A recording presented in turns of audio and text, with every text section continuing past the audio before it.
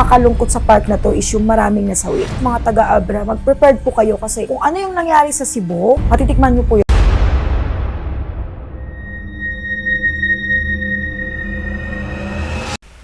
Hello po mga ka-PTV, sa video na ito ay tatalakayin natin ang masasamang pangitain sa isang lugar na ito sa Pilipinas ayon sa mga visions ni Madam.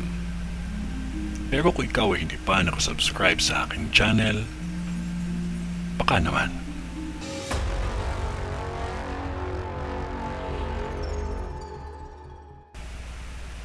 Nakikita ko sa vision ko ang walang tigil na ingay ng mga bombero sa kaliwat kanan na sunog.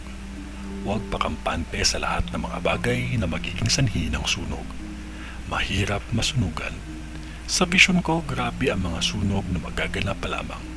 Kaya sikapin ninyo na hindi ito mangyari dahil halos sabay-sabay sa magkakaibang lugar na sakop ng Luzon. May nakikita akong krimen na mangyayari pa lamang sa Luzon. 7 lugar ng Luzon na magkakaroon ng krimen.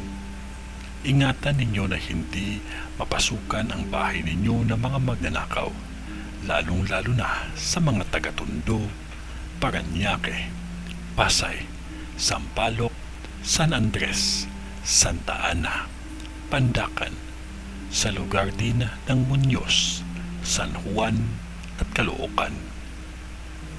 Hindi ko na isa-isahin ang mga lugar na nakikita ko sa vision ko na masusunugan dahil ang dami nito.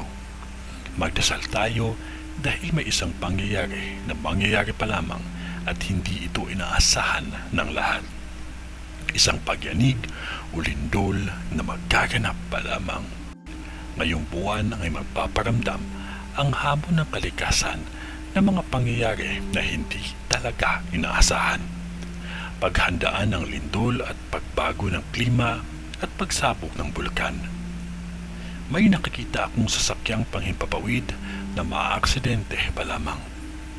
Huwag po kayo magalit sa mga vision ko o ibang mga psychic kasi kung ano man ang ipinakita, yun lang din ang aming sasabihin.